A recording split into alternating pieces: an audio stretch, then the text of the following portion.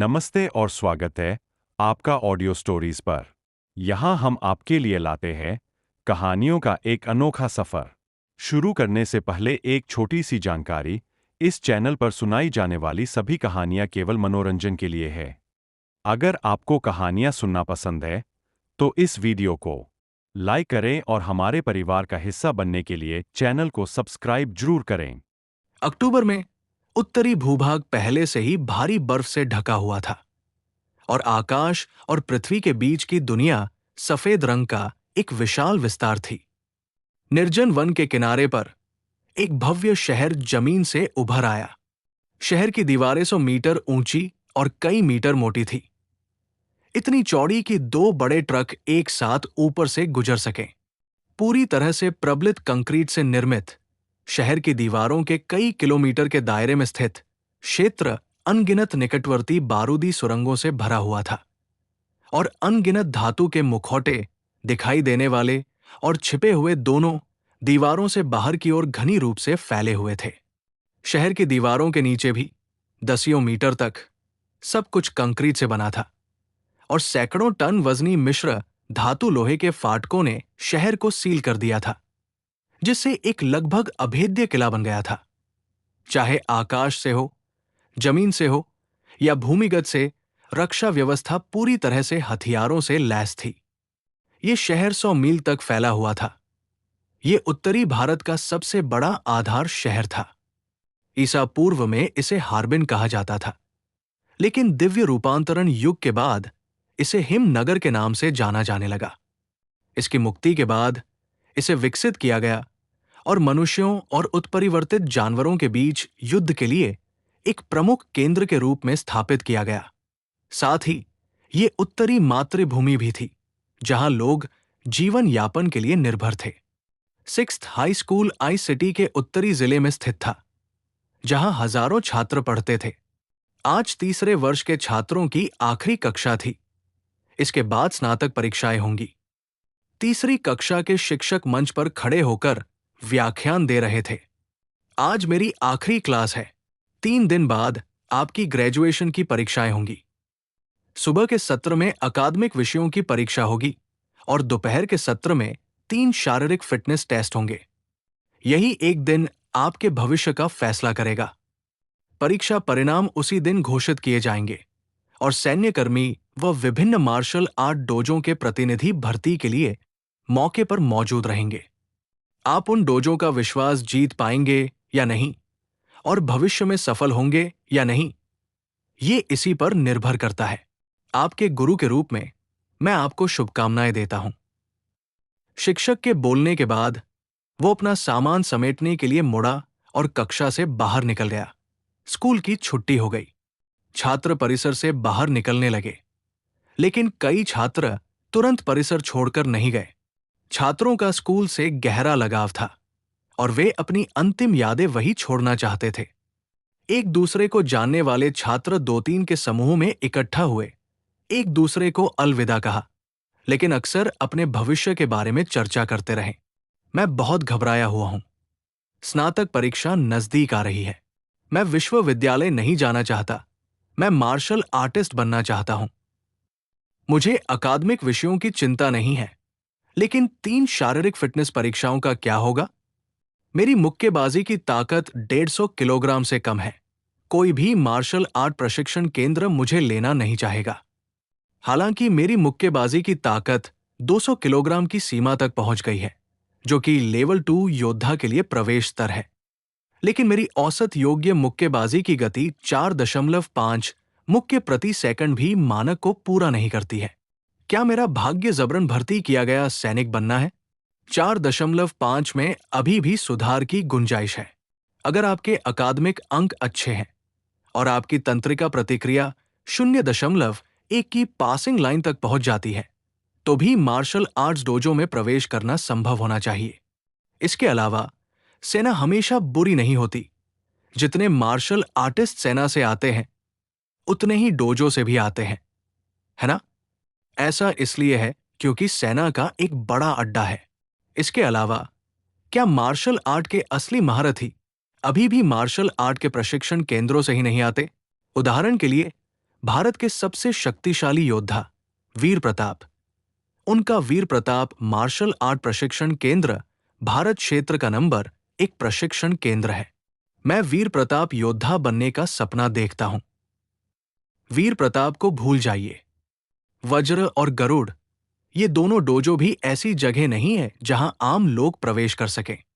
मुझे लगता है कि हमारी कक्षा में केवल आर्यन, मयंक और लक्ष्य के पास ही मौका है। वे हमारी कक्षा के 3 स्तंभ हैं। आर्यन और मयंक तो ठीक है, लेकिन लक्ष्य में शायद कुछ कमी है ना?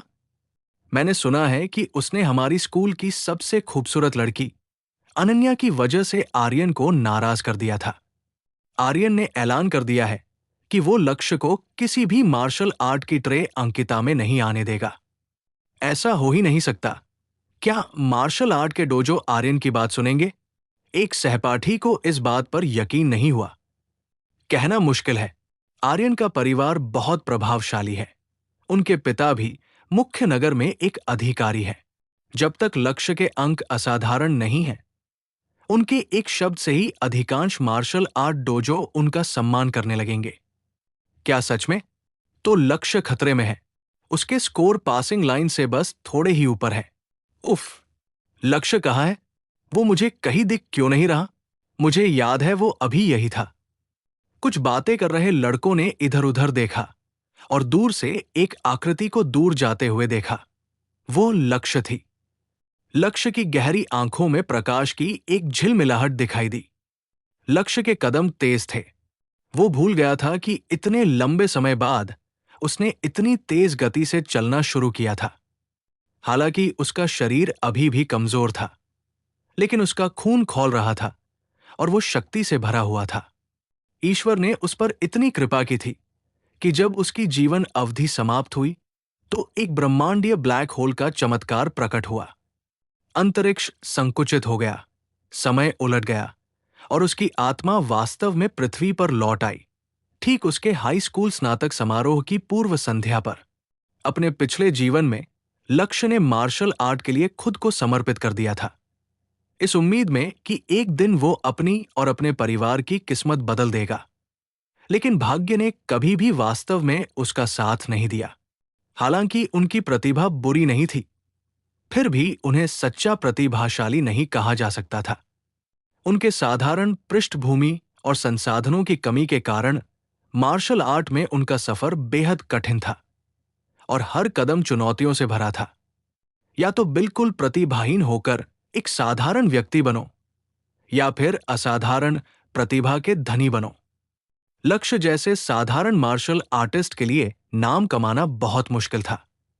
अनगिनत प्रतिभाओं के बीच उसका जीवन गुम हो गया था और वो कई लोगों के लिए प्रेरणा का स्रोत बना था। हालांकि वो काफी बुद्धिमान था, लेकिन उसकी उपलब्धियां हमेशा सीमित रही। दिव्य रूपांतरण युग के अंत तक लक्ष्य जीवित तो थे, लेकिन उनका जीवन निरंतर निराशा से भरा था। मूल्य अर्जित करने और अपने परिवार की देखभाल करने की उनकी इच्छा चकनाचूर हो चुकी थी। वे केवल इसलिए जीवित रहे क्योंकि वे सहन कर सकते थे। भले ही कुछ प्रतिभाशाली लोग मर गए हों, वे जीवित तो थे, लेकिन ये उनकी इच्छा नहीं थी। दिव्य रूपांतरण के युग के अंत में पृथ्वी ने अपने दूसरे बड़े उथल पुथल का अनुभव किया और मानवता ने पृथ्वी को छोड़कर तारों की ओर पलायन करना शुरू कर दिया। अंततः अंतरतारकीय अंतरिक्ष में उसने नश्वर लोक को पार करते हुए तारामंडल में सफलतापूर्वक प्रवेश किया और ब्रह्मांड में जीवित रहने में सफल रहा। लेकिन ये तो एक और त्रासदी की शुरुआत मात्र थी। लक्ष्य अब भी सबसे निचले पायदान पर था, अनगिनत प्रतिभाशाली लोगों के बीच दबा हुआ, और उसके आगे बढ़ने की कोई उम्मीद नहीं थी। जब वो दूसरे लोक में प्रवेश करने में असफल रहा और उसकी आयु समाप्त हो गई, मृत्यु के निकट पहुंच गया, तब उसे अंततः ये एहसास हुआ। उसका पूरा जीवन सतर्कता में बीता था, हमेशा सुरक्षा को प्राथमिकता देते हुए।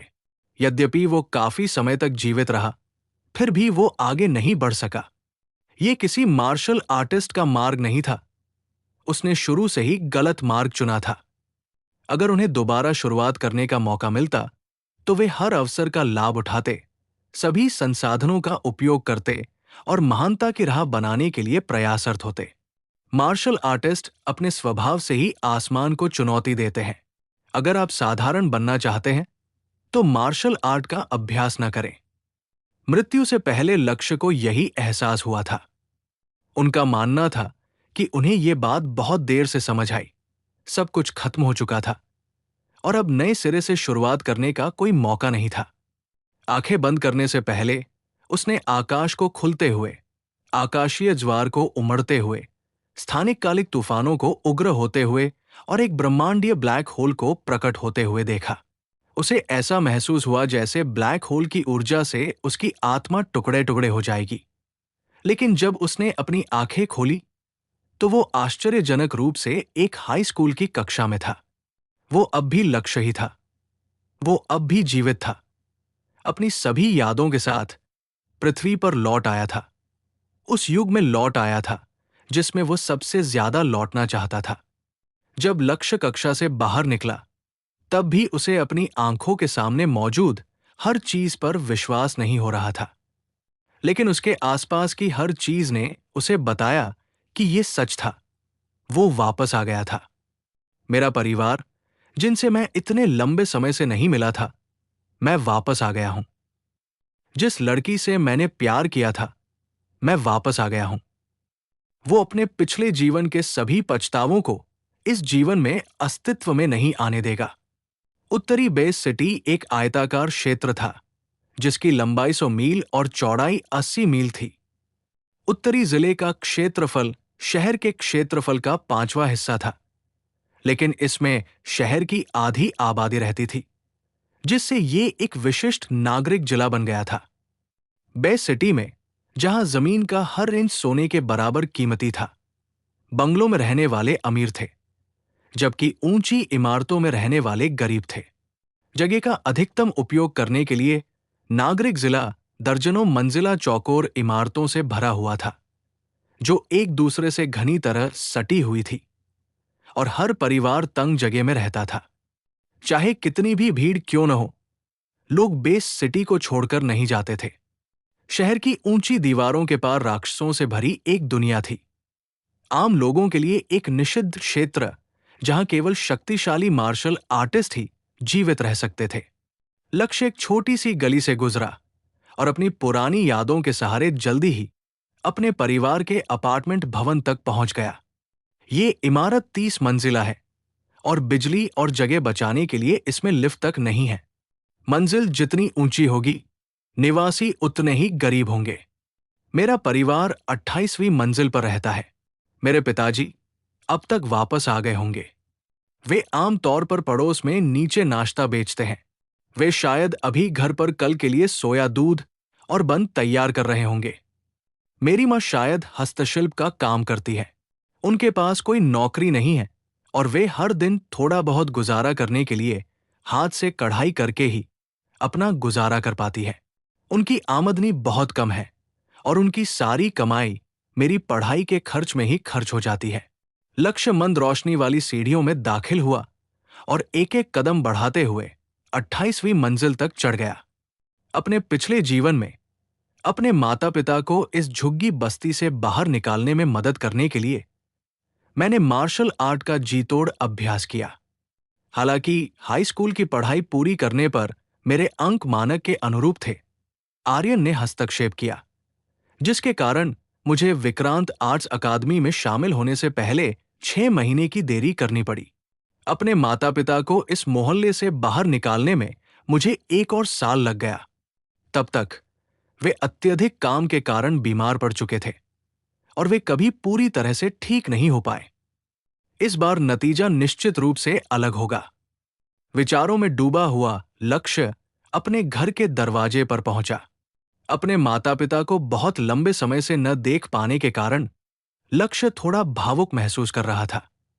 हालांकि उन्होंने जल्द ही अपनी भावनाओं को स्थिर कर लिया। आखिरकार वे लंबे समय से जी रहे थे। उनकी मनोवैज्ञानिक आयु काफी अधिक थी और उन्होंने इतने भव्य दृश्य देखे थे कि वे अपनी भावनाओं पर नियंत्रण नहीं खो सकते थे। उसने अपनी जेब में हाथ फेरा और उसके हाथ में एक साधारण पुराने जमाने की चाबी आ गई। कहा जाता है कि इस तरह का सुरक्षा द्वार पुराने जमाने का उत्पाद है। ये केवल आम लोगों को ही रोक सकता है और ताला खोलने का थोड़ा बहुत हुनर रखने वाला कोई भी व्यक्ति इसे खोल सकता है। इसका इस्तेमाल केवल झुग्गी झोपड़ियों में ही होता है। धनी परिवार बहुत पहले ही बेस सिटी के विज्ञान और प्रौद्योगिकी मंत्रालय द्वारा विकसित उन्नत सेंसर दरवाजों का इस्तेमाल करने लगे हैं। उसने ताले में चाबी डाली और दरवाजा खोला और खाने की खुशबू ने उसका स्वागत किया। उस छोटे से तंग कमरे में उसके पिता लक्ष्मण सोया दूध बनाने के लिए एक पुरानी मशीन का इस्तेमाल कर रहे थे। लक्ष्य को वो मशीन बहुत पुरानी लगती थी, लेकिन यही उनके परिवार की उम्मीद थी। इसके बिना लक्ष्य शायद अपनी बुनियादी शिक्षा भी पूरी नहीं कर पाता। उसकी मां गैस स्टोव पर कुछ पका रही थी। बर्तन में एक कार्प मछली बड़ी खुशबू से पक रही थी, लेकिन लक्ष्य जानता था कि ये मछली भी उसकी मां ने कढ़ाई के बदले खरीदी थी और दोनों बड़े बुजुर्ग इसे खुद खाने की हिम्मत भी नहीं कर पाते थे। पापा, मम्मी, मैं वापस आ गया हूं, लक्ष्य ने जबरदस्ती मुस्कुराते हुए कहा। बेटा लौट आया, जल्दी से हाथ धो लो। तुम्हारी मां ने मछली पकाई है, खाना जल्दी तैयार हो जाएगा, ने मुस्कुराते हुए अपने बेटे का स्वागत किया। उनका बेटा उनके परिवार की उम्मीद था। हालांकि चाहते थे कि लक्ष्य सेना में वैज्ञानिक शोधकर्ता बने, लेकिन वे जानते थे कि उनका बेटा मार्शल आर्टिस्ट बनना चाहता है। उसकी मां लीला चलकर आई और उसका कोट ले लिया। तुम थके हुए लग रहे होगे, थोड़ा आराम कर लो। परीक्षाएं जल्द ही आने वाली है, इसलिए खुद पर ज्यादा दबाव मत डालो। परिवार ठीक है, चिंता मत करो। मम्मी और पापा, मैं ठीक हूं। परीक्षाएं मेरे लिए बहुत आसान है। लक्ष्य तुरंत सामान्य हो गया। मुस्कुराते हुए उसने अपने जूते उतारे और कमरे में प्रवेश किया। वो अपने माता पिता की मदद करना चाहता था, लेकिन उन्होंने उसे कुछ भी करने से मना कर दिया और पहले जाकर तरोताजा होने को कहा। घर मात्र 40 वर्ग मीटर का था। बैठक कक्ष, रसोई और उनके माता पिता का शयन कक्ष वास्तव में एक ही कमरे में थे। इसके अलावा एक छोटा सा स्नानघर और एक अलग से बना हुआ छोटा शयन कक्ष भी था। वो लक्ष्य का निजी स्थान था। अपने लंबे समय से बिछड़े तंग कमरे में लौटकर लक्ष्य कठोर लकड़ी के पलंग पर लेट गया। उसके होंठ हल्के से मुड़े। हालांकि एक मार्शल आर्टिस्ट ने हर तरह की कठिनाइयों का सामना किया था, लेकिन उसने लंबे समय से ऐसे पलंग पर नहीं सोया था और उसे इसकी आदत नहीं थी। चूंकि रात के खाने में अभी थोड़ा समय था, इसलिए लक्ष्य ने सबसे पहले अपनी स्थिति का आकलन किया। हाई स्कूल से स्नातक होने के समय लक्ष्य को अपनी स्थिति की बारीकियां अभी भी याद थी। उसके शैक्षणिक अंक अच्छे थे और मौजूदा पाठ्यक्रम कठिन नहीं था। इतिहास, जिसमें ईसा युग का इतिहास और दिव्य रूपांतरण दिवस के बाद शुरू हुए प्रमुख घटनाक्रम शामिल थे, पूरी तरह से रटने पर आधारित था, जो लक्ष्य के लिए कोई चुनौती नहीं थी। फिर उत्परिवर्तित राक्षसों के बारे में ज्ञान था, जिसे लक्ष्य किसी और से बेहतर समझता था। सबसे महत्वपूर्ण बात शारीरिक डेटा थी। हाई स्कूल से स्नातक होने के बाद विभिन्न मार्शल आर्ट केंद्रों में छात्रों की भर्ती के लिए सख्त मानक होते थे। 3 शारीरिक मापदंड बिंदु थे: मुक्केबाजी की शक्ति, मुक्केबाजी की गति और तंत्रिका प्रतिक्रिया। मुक्केबाजी की शक्ति का उत्तीर्ण मानक 200 किलोग्राम था। यह प्रवेश का मानदंड था और इससे कम होने पर अनुत्तीर्ण माना जाता था। मुक्केबाजी की गति के लिए उत्तीर्ण माने जाने के लिए प्रति सेकंड 5 मुक्के मारने आवश्यक थे, वो भी अपनी अधिकतम शक्ति के 80% से कम नहीं। उदाहरण के लिए, यदि आपकी मुक्केबाजी की शक्ति 200 किलोग्राम है, तो आपको पासिंग लाइन तक पहुंचने और उन्हें प्रभावी मुक्के के रूप में गिने जाने के लिए 1 सेकंड के भीतर कम से कम 160 किलोग्राम के 5 मुक्के मारने होंगे। तंत्रिका प्रतिक्रिया से तात्पर्य हमले का सामना करते समय किए जा सकने वाले बचाव संबंधी कार्यों से था। पास होने की समय सीमा 0.1 सेकंड थी। इस समय के भीतर प्रतिक्रिया न कर पाने पर अयोग्य घोषित कर दिया जाता था। मार्शल आर्ट के केंद्र शिष्यों की भर्ती इन 3 बुनियादी मानकों के आधार पर करते थे। यदि सभी मानक पूरे होते तो केंद्र आमतौर पर छात्र को स्वीकार कर लेता था। शैक्षणिक विषय मात्र पूरक थे। हालांकि कोई भी व्यक्ति इन विषयों में पूरी तरह से अनभिज्ञ नहीं हो सकता था। यदि एक मानदंड पूरा नहीं हुआ लेकिन दूसरा मानदंड विशेष रूप से उत्कृष्ट था, तब भी भर्ती होने की संभावना थी। लक्ष्य को याद था कि उसके बाएं हाथ के मुक्के की ताकत इस समय 206 किलोग्राम थी, उसके दाएं हाथ के मुक्के की ताकत 232 किलोग्राम थी, उसकी मुक्केबाजी की गति 5.3 सेकंड थी और उसकी तंत्रिका प्रतिक्रिया 0.096 थी। ये सभी मुश्किल से पास होने लायक थे। ठीक इसी वजह से मानकों पर खरा उतरने के बावजूद उसे मार्शल आर्ट के प्रशिक्षण केंद्रों से ज्यादा ध्यान नहीं मिला, जिससे आर्यन का हस्तक्षेप सफल हो सका। अगर वो वाकई प्रतिभाशाली होता तो आर्यन के किसी भी तरह के दखल से कोई फर्क नहीं पड़ता। अपनी किस्मत बदलने के लिए मुझे इस स्नातक परीक्षा में अपनी छाप छोड़नी होगी। मैं आर्यन को फिर से अपनी मनमानी नहीं करने दे सकती। अभी 3 दिन बाकी है।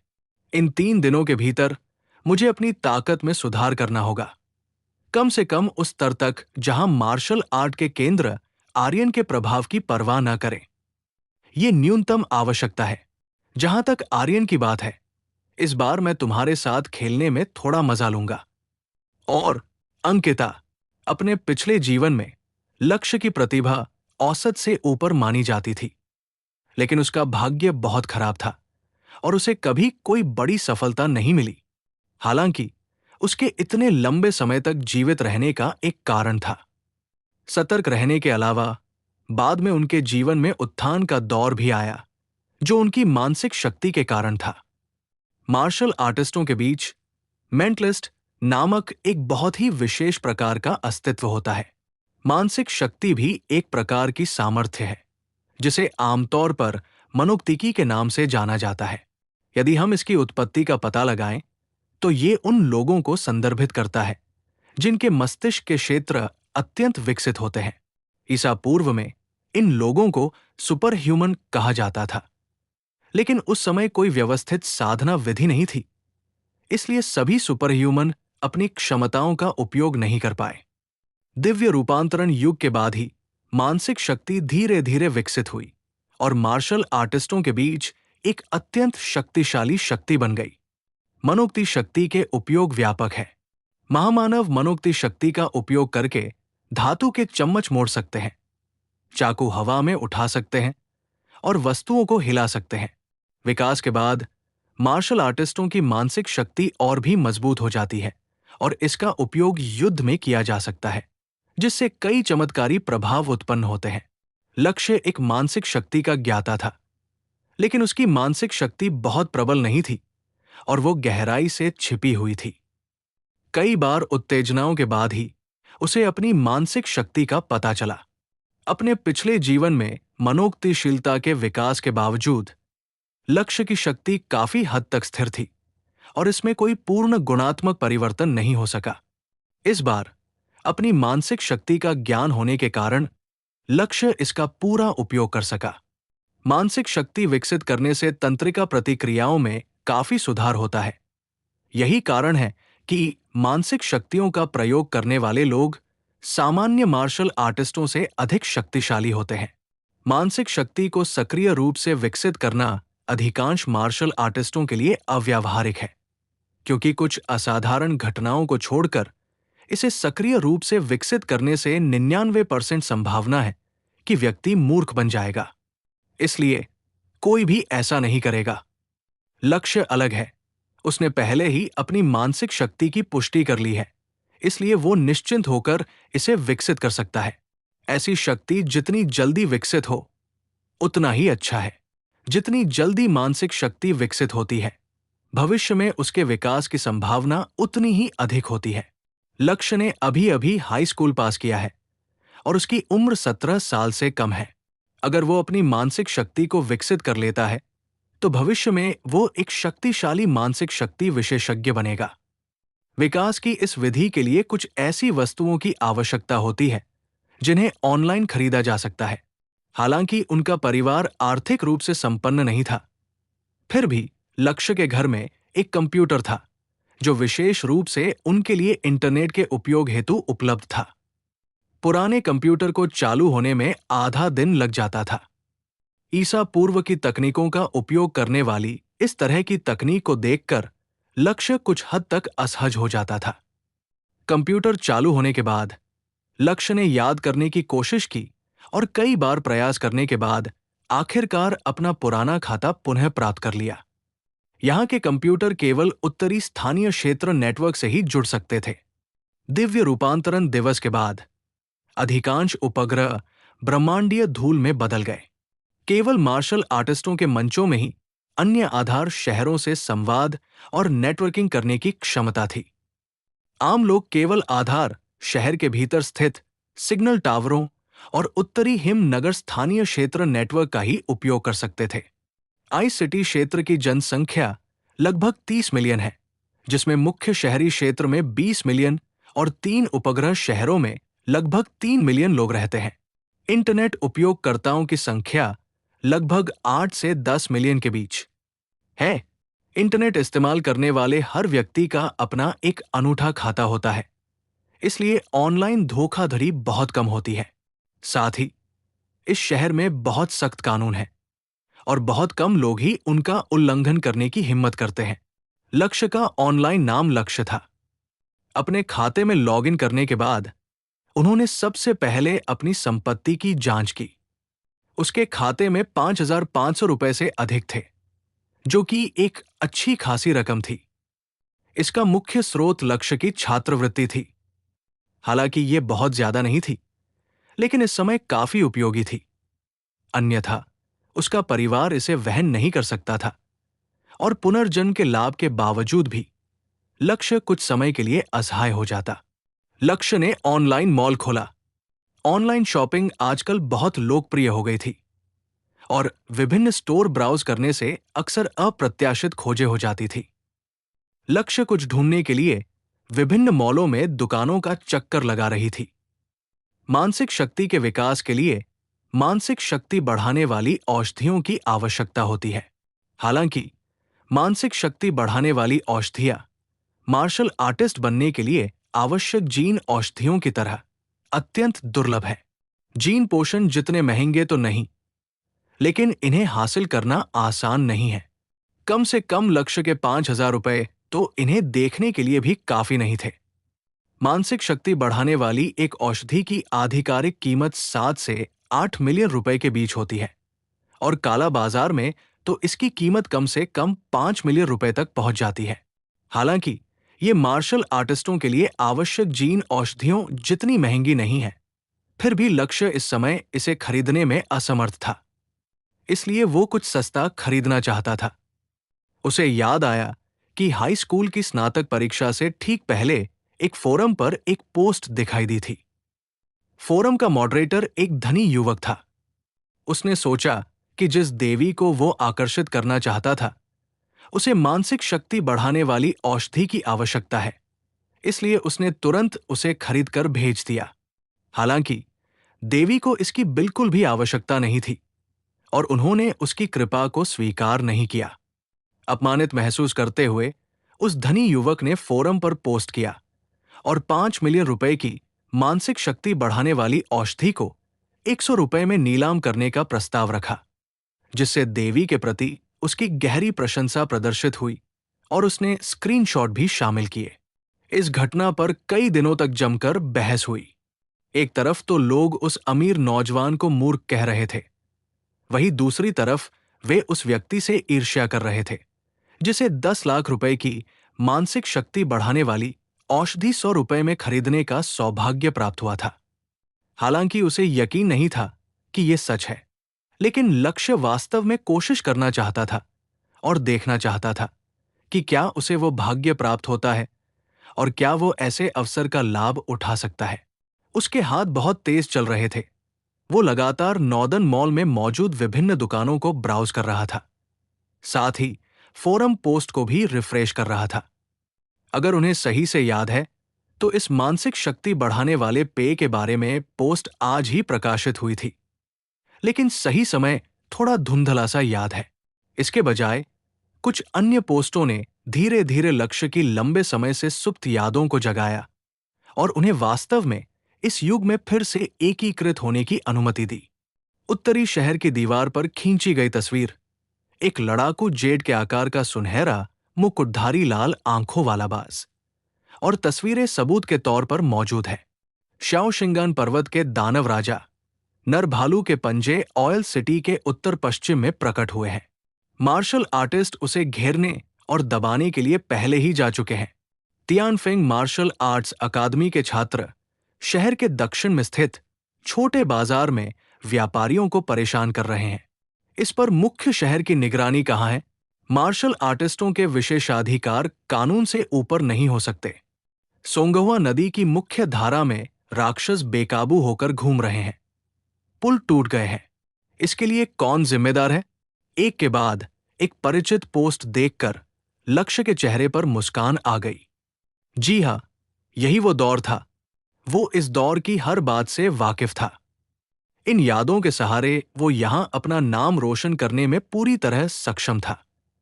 कुछ देर देखने के बाद लिविंग रूम से ली किन की आवाज आई। लक्ष्य, आओ खाना खाओ। लक्ष्य ने कंप्यूटर नीचे रखा और बैठक कक्ष में चला गया। उसके माता पिता ने खाना परोस दिया था। हालांकि ये भोजन साधारण था, लेकिन लक्ष्य के लिए इसका बहुत महत्व था। उसने अपने माता पिता को फिर से देखा, जो उसके लिए सबसे महत्वपूर्ण बात थी। बातचीत के दौरान उसके व्यवहार ने उसके माता पिता को यह देखकर आश्चर्यचकित कर दिया कि लक्ष्य कितना परिपक्व हो गया है, जिससे उन्हें भविष्य के लिए और अधिक आशा मिली। रात के खाने के बाद लक्ष्य अपने कमरे में लौट आया, इस उम्मीद के साथ कि भोजन के इस कम समय ने उसे कोई अवसर गंवाने पर मजबूर न किया हो। बैठते ही कंप्यूटर फोरम को 3 बार रिफ्रेश करने के बाद लक्ष्य को अचानक एक पोस्ट दिखाई दी। मेरी देवी अंकिता, ये औषधि मेरी ओर से आपको उपहार है। यदि आपको ये पसंद नहीं है, तो मैं इसे किसी ऐसे व्यक्ति को देना चाहूंगा जो इसके लिए ही बना है। आपकी झुकी हुई आंखों और दमकती मुस्कान के आगे लाखों करोड़ों का धन कुछ भी नहीं है। इसका सिग्नेचर थीम उल्का वर्षा था।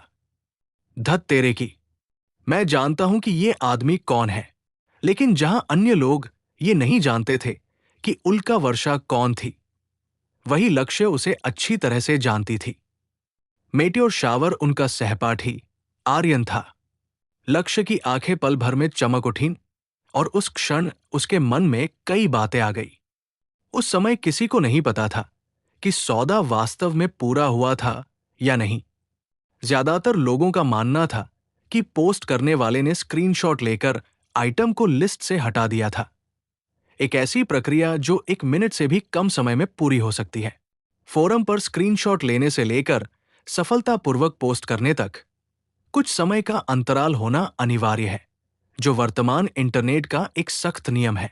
समय सीमा 1 मिनट है। 1 मिनट के बाद आइटम को हटाया जा सकता है, लेकिन 1 मिनट के भीतर उसे हटाया नहीं जा सकता। ये पोस्ट अभी अभी दिखाई दी थी। जब लक्ष्य ने इसे देखा, तब तक इसे अपलोड हुए केवल 7 सेकंड ही हुए थे।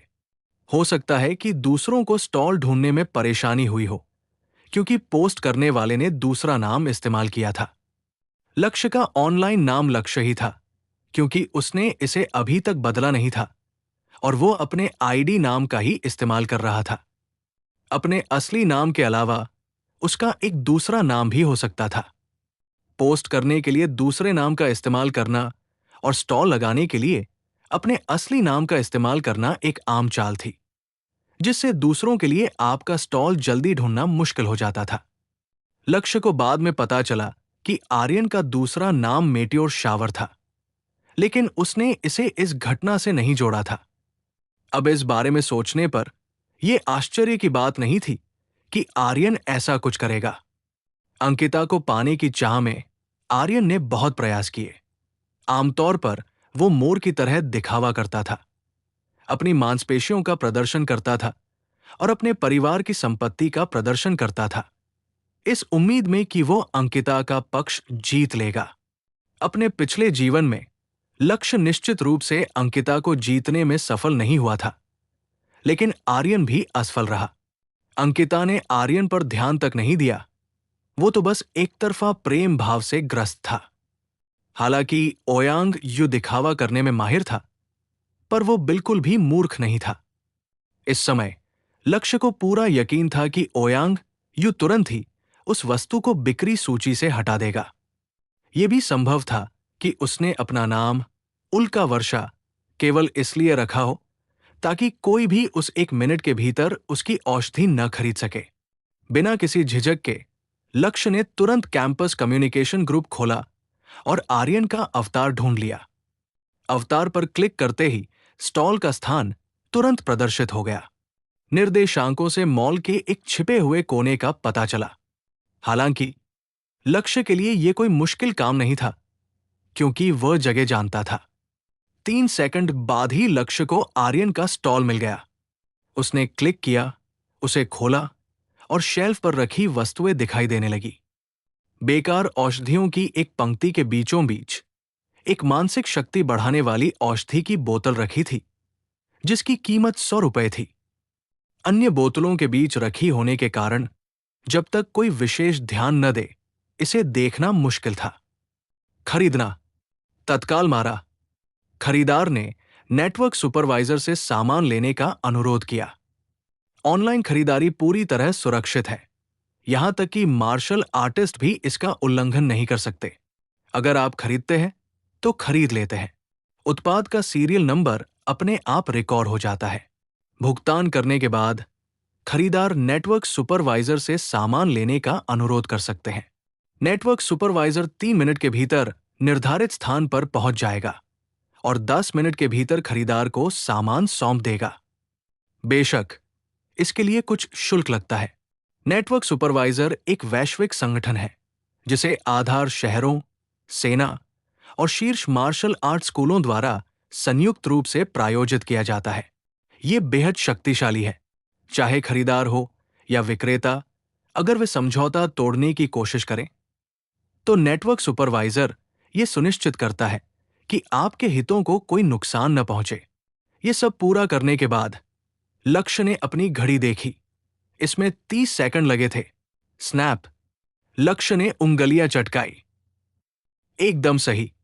उसने पहले से ही आर्यन से निपटने का इरादा कर रखा था और उसे भाग्य के ऐसे अनुकूल होने और इतना अच्छा अवसर मिलने की उम्मीद नहीं थी। इससे लक्ष्य को अत्यधिक संतुष्टि का अनुभव हुआ। तुम्हें दिखावा करने दो, तुम्हें शान दिखाने दो। हालांकि 5 मिलियन रुपए कोई बहुत बड़ी रकम नहीं थी, लेकिन आर्यन का परिवार अधिकारी था, व्यापारी नहीं। इसलिए 5 मिलियन रुपए कोई छोटी रकम नहीं थी। यह रकम उनके लिए सिरदर्द पैदा करने के लिए काफी थी। हालांकि लक्ष्य भी अधिक सतर्क हो गया। उसने अपना एक दूसरा नाम स्टार रिवर रख लिया और फिर उसी दूसरे नाम का प्रदर्शन किया। इस तरह आर्यन को पता नहीं चलेगा कि उसकी मानसिक औषधि किसने खरीदी है। नेटवर्क सुपरवाइजर का डिलीवरी पर्सन बहुत जल्दी आ गया। 8 मिनट बाद लक्ष्य के दरवाजे की घंटी बजी और लक्ष्य ने सामान लेने के लिए दरवाजा खोला। उसके माता पिता ने बस उस पर एक नजर डाली और ज्यादा कुछ नहीं पूछा। उनकी नजरों में हाई स्कूल से स्नातक होने वाली और अच्छे अंकों वाली लक्ष्य ही परिवार की असली मुखिया थी, इस घर का भविष्य थी। दोनों अपने बेटे के सहारे ही जीते थे। लक्ष्य उस वस्तु को अपने कमरे में ले गया। वो एक साधारण सा छोटा डिब्बा था, जिसमें लगभग 10 सेंटीमीटर लंबी कांच की बोतल थी। बंद कांच की बोतल वैक्यूम सील्ड थी और उस पर लगी क्रमांकित सील की नकल नहीं की जा सकती थी। मानसिक शक्ति का ये पेय, जो किसी मानसिक शक्ति प्राप्त करने वाले व्यक्ति को जागृत करने के लिए आवश्यक है, मानसिक नियंत्रण में निपुण विभिन्न उत्परिवर्तित जीवों के जीन से परिष्कृत किया जाता है। एक बोतल की वर्तमान कीमत 5 मिलियन है, लेकिन जहां तक मुझे पता है, ये बढ़ेगी और आधे महीने में 7 मिलियन हो जाएगी। मानसिक शक्ति को जागृत करने से तंत्रिका प्रतिक्रिया में काफी सुधार होने के साथ साथ ताकत और गति में भी थोड़ी वृद्धि हो सकती है। स्नातक परीक्षा से पहले ताकत बढ़ाने का ये सबसे तेज और आसान तरीका है। मानसिक शक्ति बढ़ाने की प्रक्रिया में कुछ समय लगता है। शुरू करने से पहले लक्ष्य ने अपने माता पिता को विशेष रूप से बताया कि वह 2 दिनों तक घर के अंदर साधना करेगा और उन्हें इस दौरान चिंता नहीं करनी चाहिए। माता पिता की सहमति मिलने के बाद लक्ष्य ने पहले झपकी ली। अगली सुबह उसने भरपेट नाश्ता किया और पहले से कहीं बेहतर महसूस किया। फिर उसने मानसिक शक्ति बढ़ाने वाली औषधि उठाई और उसे एक ही घूंट में पी गया। उसके पेट में एक ठंडी सनसनी उठी जो तुरंत गर्म हो गई और उसके अंगों और हड्डियों से होते हुए सीधे लक्ष्य के दिमाग तक पहुंच गई। लक्ष्य को पहले भी एक बार मानसिक शक्ति में वृद्धि का अनुभव हो चुका था, इसलिए वो इस अनुभूति से अपरिचित नहीं था। उसने बस धीरे से अपने दांत भींच लिए और सुई जैसी चुभन भरी पीड़ा को सहन किया। मानसिक शक्ति बढ़ाने वाली औषधि भी एक प्रकार की जीन अभिकर्मक है जो उच्च तकनीक का उत्पाद है। ये व्यक्ति के मस्तिष्क को लगातार उत्तेजित करके छिपी हुई मानसिक शक्ति को जागृत करती है। उच्च प्रतिभा वाले लोग कुछ ही घंटों में पूरी तरह से इस शक्ति को जागृत कर सकते हैं। कम प्रतिभा वाले लोगों को पूरी तरह से जागृत होने में 3 से 5 दिन लग सकते हैं। अपने पिछले जीवन में लक्ष्य को जागृत होने में पूरे 48 घंटे लगे थे, जिसे औसत प्रतिभा माना जाता था। हालांकि इस बार जागृति की प्रक्रिया के दौरान लक्ष्य ने पाया कि उनकी मानसिक शक्ति उनके पिछले जीवन की तुलना में बढ़ी हुई प्रतीत होती है, जो संभवतः उनके आत्मा के पुनर्जन्म से संबंधित है। उसके मन में हल्की चांदी जैसी लकीरों के साथ हरे रंग की ऊर्जा का एक विशाल पिंड धीरे धीरे उभरने लगा। लक्ष्य जानता था कि यह मानसिक शक्ति थी। मानसिक शक्ति को कई चरणों में विभाजित किया गया है। प्रारंभिक चरण हरा होता है, जिसे कांस्य स्तरीय मानसिक शक्ति के रूप में वर्गीकृत किया जाता है। क्रमिक साधना से यह रजत स्तरीय, फिर स्वर्ण स्तरीय, गहरा स्वर्ण स्तरीय, बैंगनी स्वर्ण स्तरीय और हीरा स्तरीय में विकसित होती है। लक्ष्य को डायमंड स्तर से आगे की जानकारी नहीं थी। वास्तव में उसने कभी किसी को डायमंड स्तर की मानसिक शक्ति का मालिक नहीं देखा था। अपने पिछले जीवन में उसने जो उच्चतम स्तर की मानसिक शक्ति देखी थी, वो केवल डार्क गोल्ड स्तर की थी, और अपने पिछले जीवन में उसने केवल उच्च रजत स्तर की मानसिक शक्ति प्राप्त की थी। और जब वो जागा तो उसकी शक्ति केवल निम्न कांस्य स्तर की थी। लेकिन इस जीवन में जागृति के समय उनके पास पहले से ही कांस्य स्तर की उच्च मानसिक शक्ति थी, जो रजत स्तर में परिवर्तित होने के संकेत दे रही थी। यह निस्संदेह एक बहुत बड़ा सुधार था, जो उन्हें एक प्रतिभाशाली मानसिक शक्ति विशेषज्ञ के रूप में वर्णित करने के लिए पर्याप्त था। जागृति के समय कांस्य स्तर की उच्च मानसिक शक्ति और रजत रूपांतरण के लक्षण होना अविश्वसनीय है। इतनी उच्च प्रारंभिक शक्ति के साथ मैं निश्चित रूप से इस जीवन में एक शक्तिशाली मानसिक शक्ति विशेषज्ञ बनूंगा। जब उसकी मानसिक शक्ति पूरी तरह जागृत हो गई और औषधि का प्रभाव पूरी तरह समाप्त हो गया, तो लक्ष्य ने अपनी आंखें खोली। अगर उस समय कोई लक्ष्य के सामने होता तो उसे यकीनन उसकी आंखें असाधारण रूप से चमकदार दिखाई देती, इतनी चमकदार कि दूसरों की आंखों में चुभन पैदा कर देती, जिससे सीधे उनकी आंखों में देखना असंभव हो जाता। अपनी मानसिक शक्ति जागृत करने के बाद लक्ष्य ने समय देखा। उसे केवल 9 घंटे लगे थे। 10 घंटे से कम का कोई भी समय किसी विलक्षण प्रतिभा का काम कहा जा सकता है, और 9 घंटे का समय असाधारण था, खासकर इसलिए क्योंकि लक्ष्य अभी 17 वर्ष का भी नहीं हुआ था, जिससे उसका ज्ञानोदय असाधारण रूप से जल्दी हुआ था। आमतौर पर मार्शल आर्टिस्ट अपने शारीरिक कौशल को बेहतर बनाने के लिए जीन संवर्धन एजेंटों का सेवन करते थे, लेकिन मानसिक शक्ति का जागरण निश्चित नहीं था। हालांकि जितनी जल्दी मानसिक शक्ति जागृत होती थी, भविष्य में उनकी उपलब्धियां उतनी ही अधिक होती थी। अगले 2 दिनों तक लक्ष्य अपनी मानसिक शक्ति को अपनाते हुए घर पर ही रहा। अपने पिछले जीवन के अनुभव के कारण यह प्रक्रिया उसके लिए कठिन नहीं थी। 2 दिन बाद लक्ष्य की मानसिक शक्ति पूरी तरह स्थिर हो गई थी। जब तक वो लगन से साधना करता रहेगा, उसकी मानसिक शक्ति धीरे धीरे बेहतर होती जाएगी। जल्द ही स्नातक परीक्षा का दिन आ गया और लक्ष्य स्कूल के लिए घर से निकल पड़ा। जब वो स्कूल पहुंचा तो वो पहले से ही लोगों से भरा हुआ था और परिसर में हर तरह की लग्जरी कारें मौजूद थी। जैसे ही वो स्कूल के गेट पर पहुंचा, लक्ष्य के सामने कोई प्रकट हो गया। लक्ष्य, आप यहां हैं। लक्ष्य ने ऊपर देखा तो उसके सामने 1.9 मीटर से अधिक लंबा, मजबूत शरीर वाला एक लड़का खड़ा था, जिसके चेहरे पर एक सरल और ईमानदार मुस्कान थी। लक्ष्य मुस्कुराया। ये उसका स्कूल का अच्छा दोस्त मयंक था, जो बहुत ही अच्छा लड़का था और मार्शल आर्ट में उत्कृष्ट प्रतिभा रखता था। वे बचपन से एक दूसरे को जानते थे और स्कूल के दिनों में घनिष्ठ मित्र थे। मयंक जन्म से ही दिव्य शक्ति से संपन्न था। लक्ष्य जानता था कि इस स्नातक परीक्षा में मयंक का चयन शौर्य चक्र मार्शल आर्ट्स अकादमी द्वारा किया जाएगा और वो वहां का छात्र बन जाएगा। 2 महीने से भी कम समय में वो एक औपचारिक मार्शल आर्टिस्ट बन जाएगा और उत्तरी क्षेत्र में प्रसिद्धि प्राप्त कर लेगा। इस स्नातक परीक्षा में लक्ष्य केवल विक्रांत मार्शल आर्ट्स अकादमी में शामिल होने में कामयाब रहा और आर्यन के हस्तक्षेप के कारण उसकी स्थिति कम हो गई, जिससे उसके और मयंक के बीच एक अंतर पैदा हो गया। लक्ष्य ने हीन महसूस करते हुए मयंक से संपर्क करना बंद कर दिया और भविष्य में दोनों धीरे धीरे अलग हो गए। अपने पुराने दोस्त को देखकर लक्ष्य मन ही मन प्रसन्न हो गया। वो आगे बढ़ा और मयंक के कंधे पर हाथ रखते हुए बोला, मयंक, तुम आज इतनी जल्दी आ गए। लगता है तुम में बहुत आत्मविश्वास है। मयंक ने अपना सिर खुजाते हुए कहा, लक्ष्य, किसी को मत बताना, लेकिन मैं कल रात इतना घबराया हुआ था कि बिल्कुल भी ठीक से सो नहीं पाया। अगर मेरा प्रदर्शन खराब रहा और मेरा चयन नहीं हुआ तो क्या होगा? मेरे माता पिता बहुत निराश होंगे।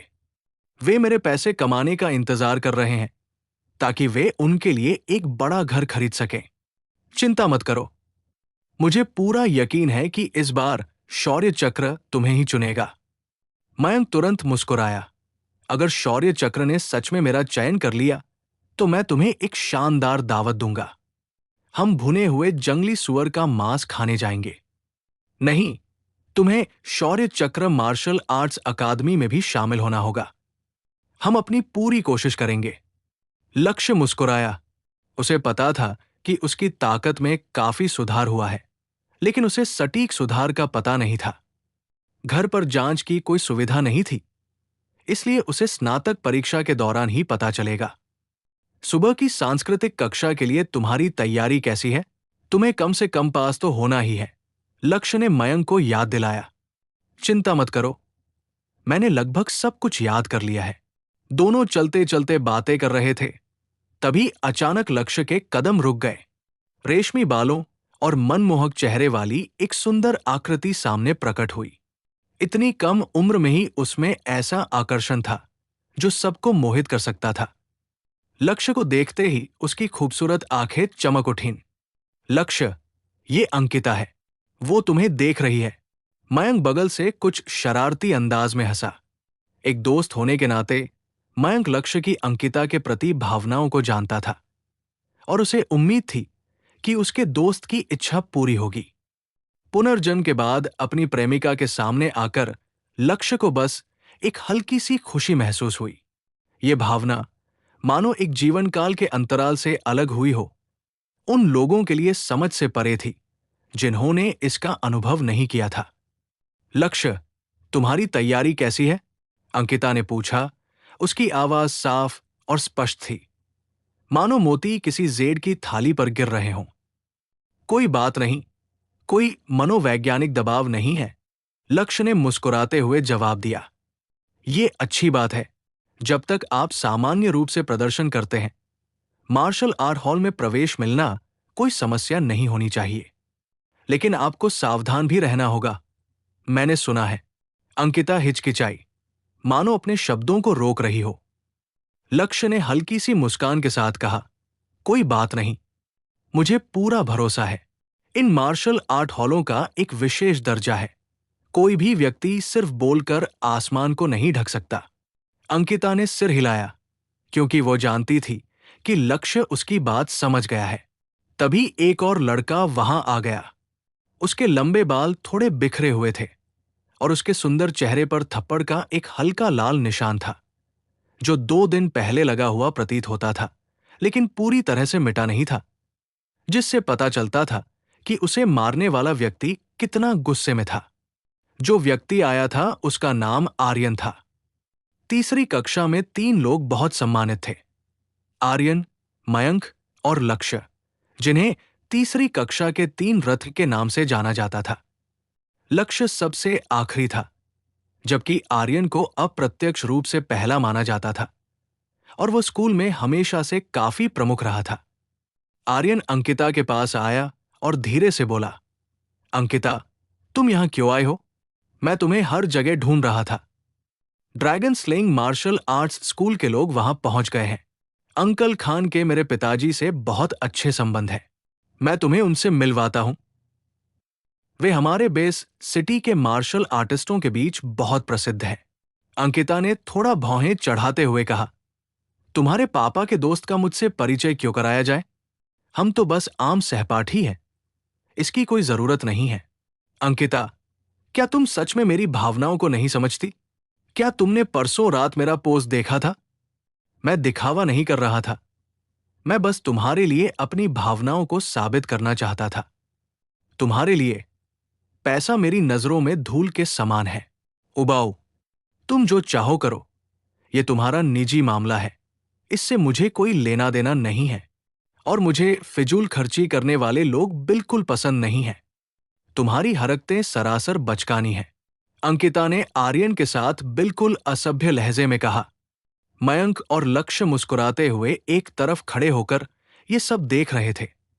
उनके चेहरे पर गर्व भरी मुस्कान थी और उन्हें देखकर ऐसा लग रहा था मानो उन्हें मुक्का मारने का मन कर रहा हो। आर्यन नाराज था, लेकिन अंकिता पर अपना गुस्सा नहीं निकाल सका, इसलिए उसने तुरंत लक्ष्य पर अपना क्रोध बरसाया। लक्ष्य, मुझे याद है मैंने तुम्हें अंकिता से दूर रहने की चेतावनी दी थी। क्या तुम मेरी बात अनसुनी कर रहे हो? लक्ष्य का चेहरा अचानक ठंडा पड़ गया। आर्यन, तुम खुद को बहुत बड़ा समझते हो। मयंक ने अपनी उंगलियां भी चटकाई। आर्यन, एक मैच खेलना चाहते हो? सब कहते हैं कि तुम तीसरी कक्षा में सबसे अच्छे हो, लेकिन मुझे यकीन नहीं है। मयंक और लक्ष्य का सामना करते हुए आर्यन इस समय थोड़ा सहमा हुआ था। उसकी प्रतिष्ठा उनसे कहीं अधिक थी, लेकिन शक्ति के मामले में वो विश्वासपूर्वक ये नहीं कह सकता था कि वो मयंक को हरा सकता है। लक्ष्य की बात करें तो हालांकि उसे विश्वास था कि वो जीत जाएगा, लेकिन किसी कारणवश आज लक्ष्य की निगाहें कुछ ज्यादा ही तेज थी, जिससे आर्यन को सीधे देखने में थोड़ा डर लग रहा था। इसके अलावा स्नातक परीक्षा नजदीक आ रही थी, इसलिए वो और कोई परेशानी खड़ी नहीं करना चाहता था। ठीक है, ठीक है, लक्ष्य, तुम में हिम्मत तो है। याद रखना मैंने क्या कहा था। तुम्हारे अंक तुम्हें किसी अच्छे मार्शल आर्ट्स हॉल में शामिल होने के योग्य नहीं बनाते, और अगर कोई छोटा मार्शल आर्ट्स हॉल तुम्हें ले भी लेता है, तो मेरे पास ऐसे तरीके हैं जिनसे मैं ये सुनिश्चित कर लूंगा कि तुम अंत में कंगाल हो जाओ। हाँ हाँ, तुम अपने पिता की ताकत का इस्तेमाल करके मनमानी करते हो, फिर भी तुम्हारे चेहरे पर थप्पड़ का निशान है। ऐसी बातें सुनकर हंसी आती है। लक्ष्य मुस्कुराया, फिर मयंक की ओर मुड़ा और बोला, मयंक, अगर कोई बिगड़ैल बेटा 5 मिलियन की चीज 100 रुपए में बेच दे और तुम उस बच्चे के पिता हो, तो तुम क्या करोगे? हालांकि मयंक स्पष्टवादी था। उसने लक्ष्य के साथ कई वर्षों तक काम किया था और उनके बीच एक अलिखित समझौता था। उसने तुरंत हाथ हिलाते हुए कहा, तो मैं उस लड़के को जरूर एक जोरदार थप्पड़ मारूंगा। मुझे उसे पहले ही नाले में बहा देना चाहिए था। लक्ष्य तुरंत हंस पड़ा। ये मयंक उसे वाकई पसंद आया, जैसा कि उम्मीद थी। आर्यन का चेहरा पीला पड़ गया। उसके पिता ने उसे थप्पड़ मारा था और वो इस शर्मनाक घटना के बारे में किसी को बताने की हिम्मत नहीं कर पा रहा था। उसे कभी उम्मीद नहीं थी कि लक्ष्य को पता चलेगा। लक्ष्य, तुमने जो कहा है उसकी कीमत तुम्हें चुकानी पड़ेगी। देखते हैं। आर्यन के पास रुकने की कोई हिम्मत नहीं बची थी और वो गुस्से में मुड़कर जाने लगा। अंकिता थोड़ी चिंतित थी, लेकिन उसने कुछ नहीं कहा क्योंकि लक्ष्य के साथ उसका रिश्ता सिर्फ सहपाठियों जैसा ही था। हालांकि वो जानती थी कि लक्ष्य उसे पसंद करता होगा, लेकिन लक्ष्य ने कुछ कहा नहीं था। और एक लड़की क्या कह सकती थी? कुछ ही देर में सुबह की परीक्षा शुरू हो गई, जिसमें पहला विषय दिव्य रूपांतरण युग का इतिहास था।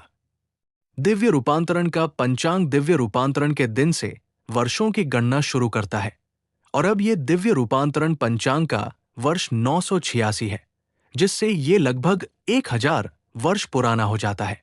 लक्ष्य इतिहास के इस कालखंड से बहुत अच्छी तरह परिचित थे। 986 साल पहले ईसा पूर्व का वही युग था, विशेष रूप से वर्ष 2026 ईस्वी, जब सिंह तारा मंडल से उल्कापिंडों की वर्षा पृथ्वी पर हुई थी। जो लोग शुरू में उल्का वर्षा देखने के लिए उत्साहित थे, उन्होंने जल्द ही एक विसंगति को नोटिस किया। ये उल्कापिंड आकाश में क्षणिक रूप से चमकते हुए दिखाई देने वाले उल्कापिंडों की तरह नहीं थे, बल्कि वे सीधे पृथ्वी की ओर बढ़ रहे थे और अनगिनत उल्कापिंड पृथ्वी की सतह से टकराए। वायुमंडल में प्रवेश करने से पहले उनकी संख्या और भी अधिक थी, जिसके कारण आधे से अधिक संचार उपग्रह चकनाचूर होकर टुकड़े टुकड़े हो गए। इन उल्कापिंडों में से सबसे बड़े उल्कापिंड का व्यास कई सौ किलोमीटर था, और इस प्रक्रिया ने प्राकृतिक आपदाओं को जन्म दिया। भूस्खलन, सुनामी, भूकंप, ज्वालामुखी विस्फोट, तूफान, अनगिनत आपदाएं एक के बाद एक आती रही।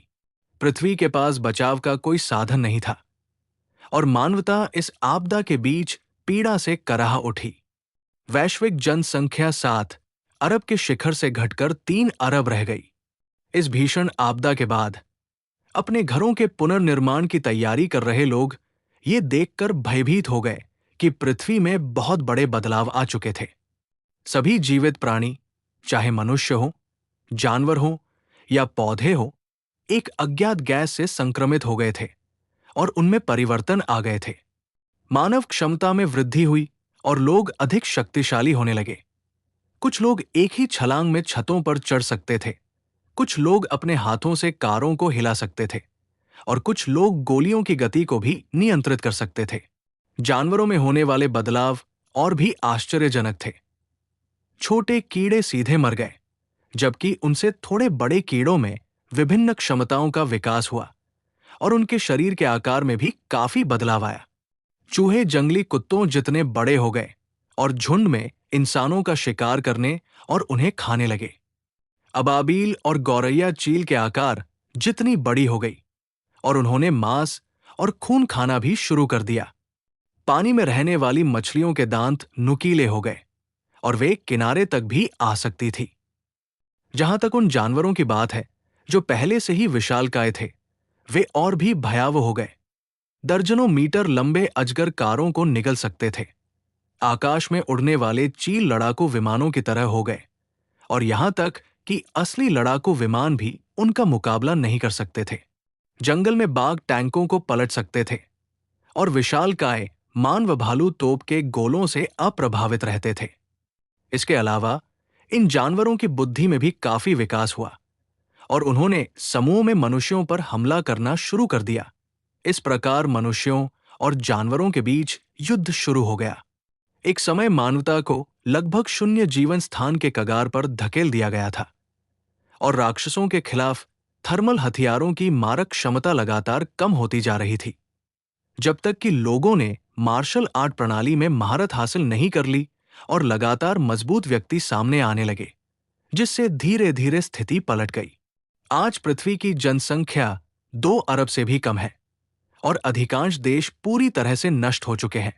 पूरी पृथ्वी पर अब केवल 7 राष्ट्र ही बचे हैं: हुआशिया, संयुक्त राज्य अमेरिका, यूरोपीय संघ, अफ्रीकी संघ, भारत, ज़ारशाही रूस और ब्राजील।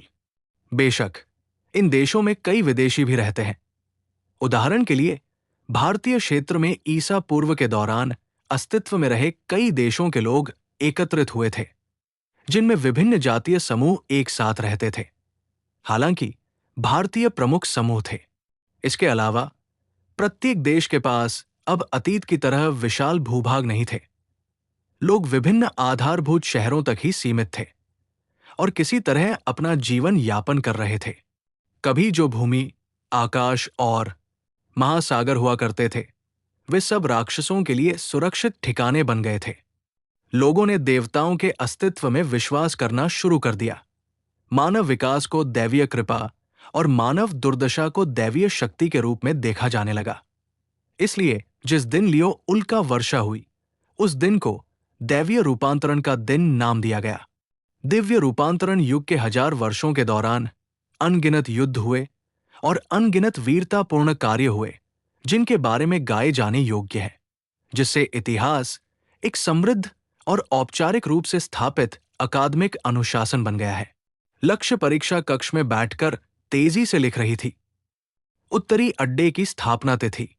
दिव्य रूपांतरण कैलेंडर के वर्ष 475 में नायक यानकिया ने लघु खिंगान पर्वत में लाल ज्वाला बाघ राजा का वध किया और फिर गुन राजा चेन चोंग के साथ मिलकर चांगबाई पर्वत पर तियानची झील में जल राक्षस का वध किया, जिससे उत्तरी अड्डे की सुरक्षा सुनिश्चित हुई।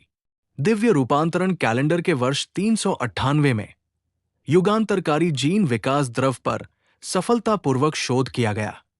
प्रत्येक मार्शल आर्टिस्ट को जीन विकास से गुजरना पड़ता है और विकास का प्रभाव प्रत्येक व्यक्ति की योग्यता पर निर्भर करता है। दिव्य रूपांतरण कैलेंडर के वर्ष 622 में मनुष्यों के बीच पहला युद्ध छिड़ा, जिसमें ज़ारिस्त रूस और यूरोपीय संघ ने काला सागर की लड़ाई लड़ी, जिसमें कई युद्ध देवता स्तर के मार्शल आर्टिस्ट शामिल थे। उन्होंने फटाफट एक के बाद एक सवालों के जवाब दिए और लगभग आधे घंटे बाद लक्ष्य ने अपनी कलम नीचे रख दी। ये हो गया।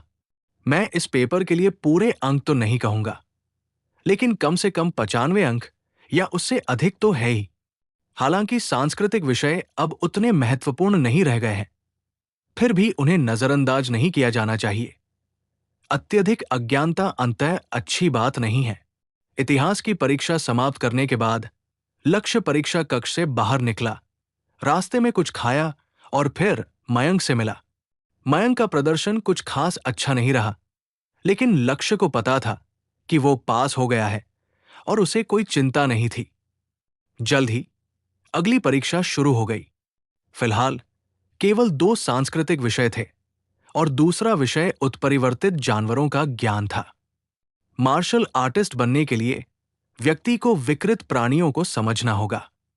हालांकि अगर आप बुनियादी बातों को भी नहीं समझते हैं, तो सिर्फ किताबी ज्ञान रखने वाले रणनीतिकार होने का संदेह तो रहता है। लेकिन भविष्य में जब आपका सामना वास्तव में विकृत राक्षसों से होगा, तो निश्चित रूप से आप ही सबसे पहले मरेंगे। इस विषय पर अपनी समझ के बारे में लक्ष्य ने यह कहने का साहस किया कि स्कूल के प्रशिक्षक भी उनके जितने जानकार नहीं थे। आखिरकार लक्ष्य ने बहुत कुछ अनुभव किया था और व्यक्तिगत रूप से अनगिनत विकृत जानवरों को मारा था। उत्परिवर्तित भेड़, निम्न स्तर का उत्परिवर्तित जानवर, ई ग्रेड में वर्गीकृत, अपेक्षाकृत कम बुद्धि वाला, प्राथमिक आक्रमण विधि आक्रमण करना है। प्रारंभिक रूप से पिस्तौल प्रकार के थर्मल हथियारों का प्रतिरोध कर सकता है। भारी गोलाबारी संतृप्ति हमला सबसे अच्छी विधि है। मार्शल आर्टिस्टों के लिए इसे मारने के लिए ब्लेड हथियारों के साथ बगल से हमला करने की सलाह दी जाती है। कमजोरी पेट में है। उत्परिवर्तित जंगली सुअर, डी ग्रेड उत्परिवर्तित जानवर, थर्मल हथियारों के प्रति मजबूत प्रतिरोध, कोई स्पष्ट कमजोरी नहीं। हमला करते समय इसकी गर्दन के नीचे वार करने की सलाह दी जाती है। रक्तवाहिकाओं को काटना सबसे प्रभावी होता है। उत्परिवर्तित उल्लू, सी ग्रेड उत्परिवर्तित जानवर, तेज, निशाचर। लक्ष्य ने इस परीक्षा का उत्तर और भी अधिक कुशलता से दिया। जल्दी से परीक्षा पूरी की और परीक्षा कक्ष से बाहर निकल गई। कुछ देर बाद मयंक बाहर आई और दोनों साथ मिलकर परीक्षा परिणामों का इंतजार करने लगे। कुछ ही क्षणों बाद परीक्षा हॉल के अंदर इलेक्ट्रॉनिक स्क्रीन पर परिणाम दिखाई दिए। प्रथम स्थान अंकिता, कुल अंक 197, इतिहास में 97, उत्परिवर्तित पशु ज्ञान में 98। दूसरे स्थान पर रही लक्ष्य, कुल अंक 195, इतिहास में 95 और उत्परिवर्तित पशु ज्ञान में 100। लक्ष्य के परिणाम देखकर मयंक ने उत्साह से कहा, वाह लक्ष्य, तुमने तो दूसरा स्थान प्राप्त कर लिया। हालांकि मार्शल आर्ट हॉल में भर्ती के लिए ये एकमात्र मानदंड नहीं है, लेकिन यदि अंक बराबर हो तो सांस्कृतिक विषय में उच्च रैंकिंग वाले उम्मीदवारों को प्रवेश में प्राथमिकता दी जाएगी। और उनकी शारीरिक बनावट के कारण लड़कियां आमतौर पर तीनों शारीरिक फिटनेस परीक्षाओं में भाग नहीं लेती हैं। अनन्या भी बेस्ट सिटी के लिए सिविल सेवा परीक्षा दे रही है, इसलिए असल में आप ही पहले स्थान पर हैं। लक्ष्य ने कहा, तुमने भी अच्छा प्रदर्शन किया। तुमने दोनों विषयों में उत्तीर्णता प्राप्त कर ली है, इसलिए तुम आगामी 3 शारीरिक फिटनेस परीक्षणों में भाग लेने के योग्य हो। है, मुझे शारीरिक फिटनेस परीक्षा पर थोड़ा भरोसा है। इन सांस्कृतिक विषयों को देखकर ही मेरा सिर दर्द करने लगता है। अब अच्छा है, मुझे आखिरकार कुछ भी याद नहीं करना पड़ेगा। जल्द ही सभी परिणाम घोषित हो गए और अधिकांश लोग आसानी से पास हो गए और दोपहर के शारीरिक फिटनेस परीक्षण के लिए तैयार हो गए। लक्ष्य का चेहरा भी गंभीर हो गया। पुनर्जन्म लेने के बाद आखिरकार अपनी किस्मत बदलने का क्षण आ गया था। आज की यह कहानी सुनने के लिए आपका बहुत बहुत धन्यवाद। मुझे उम्मीद है कि आपको यह पसंद आई होगी। अगर यह कहानी आपके दिल को छू गई तो इसे अपने दोस्तों के साथ शेयर करना न भूलें। कमेंट में बताएं कि आपको सबसे अच्छा हिस्सा कौन सा लगा। ऐसी ही और दिलचस्प कहानियों के साथ मिलते हैं अगली वीडियो में। तब तक के लिए सुनते रहिए ऑडियो स्टोरीज।